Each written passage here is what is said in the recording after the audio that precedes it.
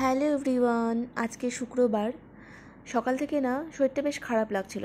সন্ধেবেলাতে ভীষণই খারাপ লাগছিল শরীরটা। ওই জন্য আমি যে প্রত্যেকদিন হাঁটতে যাই, তো বন্ধু বান্ধবদেরকে ফোন করে বললাম আজকে আমি আর যাচ্ছি না হাঁটতে। ওরাও আর যায়নি। বর্মশাই বললো যে না হাঁটতে যাও, ও একটু ফোর্স করছিল।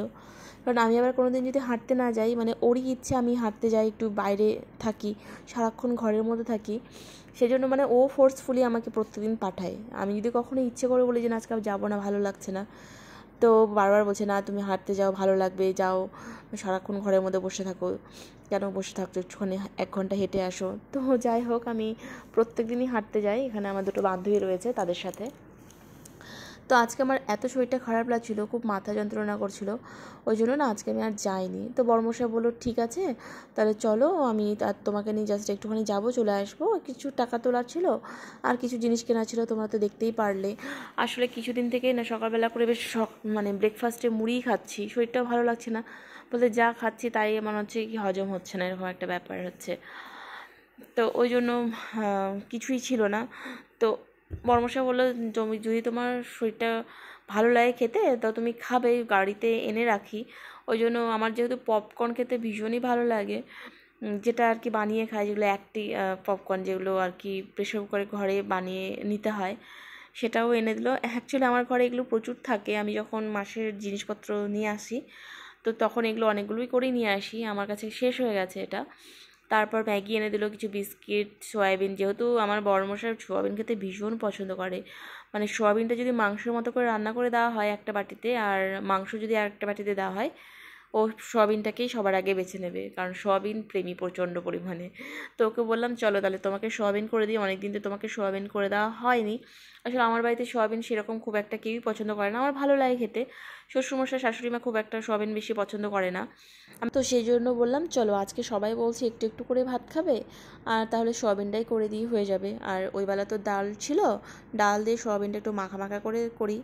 তো দেখো সেই জন্য আমি এখানটা একদিকে তো ভাত চাপিয়ে দিয়েছি, আর একদিকে সয়াবিনটা রান্না করছি। সয়াবিনটা না আমি কখনো একবারে মাখিয়ে রান্না করি, আর কখনো সয়াবিনটাকে এরকমভাবে আগেই ভেজে নিই, তারপরে আবার কষিয়ে রান্না করি, এরকম যখন যেটা মন চায় তখন সেটাই করি। মানে আমার রান্নার কোনো নিয়মাবলী নেই, কোনো কিচ্ছু নেই যে এটার পরে এটা দিতে হবে, ওটার পরে এটা দিতে হবে।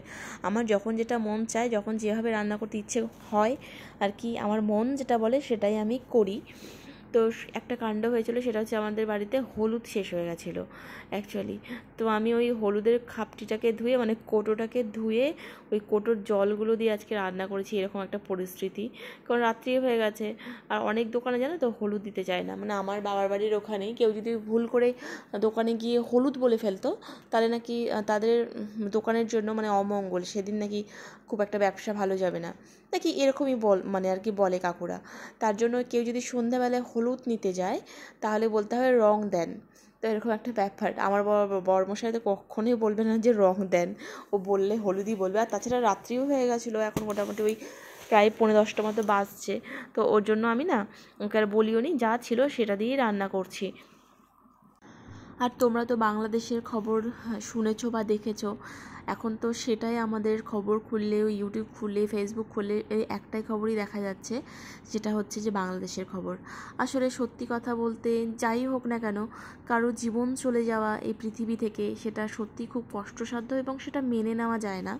যদি কোনো মানুষ বছরের পর বছর অসুখ হয়ে, কোনো কঠিন রোগে আক্রান্ত হয়ে পড়ে থাকে, তারপর তার কোনো উপায় থাকে না, তখন সে মারা গেল এক নাহে হয়।